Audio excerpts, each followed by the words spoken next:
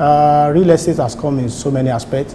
We have the commercial real estate, we have the residential real estate, and we have the industrial real estate. For example, we are sitting in a commercial real estate. Okay. Hotels, shopping malls, petrol stations, shop lots, high street shops, or the talk of it. Anything that is commercial is a commercial real estate, whereby you have numerous tenants and it's used for numerous purposes. That's commercial real estate. Residential is where you and I came from this morning. Yeah. Your house, your flat, my uncle's flat. Those are residential. They are called buy to let or build to let. The industrial ones are the agricultural farmlands, where you rear your cattle. All this farming land and all those, they are still real estate. Anything on this land is real estate. Factories, workshops. I'll call factory commercial real estate. Oh, really? Yeah. Industrial is more or less like agricultural farmlands. Oh, okay. Yeah. More or less like agricultural. It's just a concept. Yeah, it's just a concept. So it's a global world. When you mention real estate, it comes from all facets of buildings. So we have the residential, commercial, and industrial. Yeah. Those are the three major ones. Every other ones can come under them. Like subcategories. Yeah, like subcategory. Yes. What are the gaps that you have identified in sub-Saharan Africa? You see, if you are talking about gaps, there are loads of them, numerous ones. Let's identify some of them. Okay. The critical ones. I've told you about the database. It's really limiting. Absence of database. Corruption.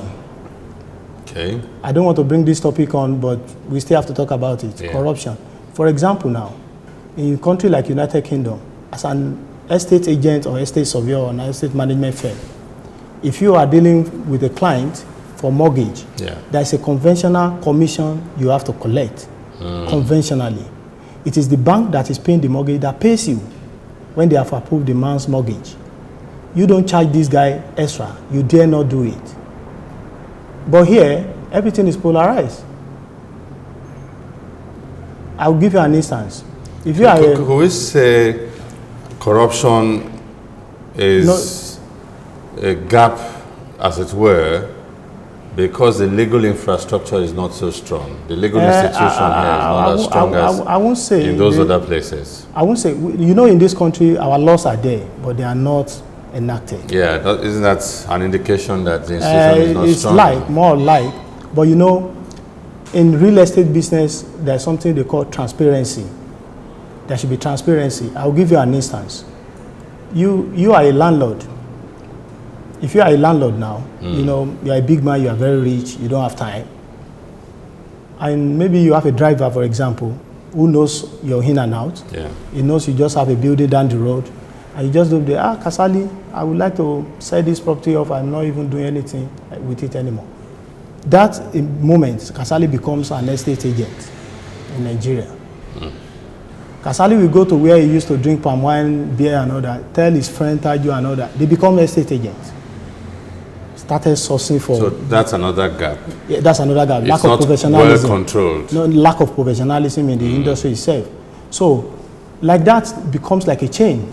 If it is the third or the 10th guy that is bringing this buyer on board, all of them want to be present when the sale is being sealed. So all these things, and as a buyer, it gives you another mindset of, am I running into fraud? When this guy calls you in the morning and another guy is calling you in the afternoon and they're chasing you, they're just after the money. So the whole system is not systemized, if I may use that word. There is no technological way to do, how to go about it. Yeah. For instance, in United Kingdom, if you want to buy a property, after you have seen the property, the next step is for you to consult your bank for mortgage. It's what you can do by yourself. And if you have the cash to pay, you just take the postcode of the property, for example, go to what they call council, like our local government offices here. Yeah. You check who owns this property with the postcode and the name and everything.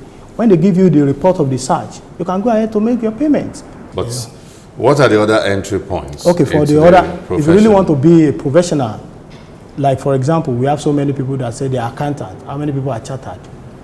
So if you really want to be a sanctified real estate agent, then you have to go through the process of National Institution of Estate Surveyor and Valuers Board. That's NAIF. In this country, you have to take exams, They have to ratify your certificate. You have to go through the process are online. They have a website, so which you have to do. If you become a chartered surveyor from them without board, then you are licensed to value a property. For example, now you have a seal. You have a seal like an accountant, like a lawyer seal. For example, so to operate as a professional, recognized professional, you need to go through that route. You need to go through that route. Yeah. What if you just go to the university or any of the tertiary institutions to study real estate or estate management? Isn't that sufficient to some for point, you to be recognized as a professional? I will answer the questions with, if you go to a university and study medicine, does that make you a doctor? No. Doesn't make you a doctor. Even if you study law in the university, you still have to go to the law school. You still have to go to the law school. So these professions has board that regulate them. Because as a matter of fact, our university only teach the theory. The practical is in the field himself. Yeah. So this board is comprising of all professionals, people that have worked in this industry for 30 years, that brings the idea on board. They are the examiners, they are the ratifiers. They set you. So they enrich you. They enrich you. They imbibe the spirit of this profession in you. Then you become equipped. They will have enriched you before they unleash you. Of course. On the society. So then they are confident enough that whatever you lay your hands on in the society is of standard and of good quality. So those organizations are there. Is that the only entry point? That's not the only entry point, but it's more or less like the umbrella of the entry point. Okay. For example, now you can come from any background. It might be from computer science in the university or in the polytechnic. As long as you are ready to take real estate as a profession, you need to go through the institution's process. There are stages for their exams from stage 1 to stage 5, I think. So you just have to see which one suits you best at a particular time. And you can still upgrade with time.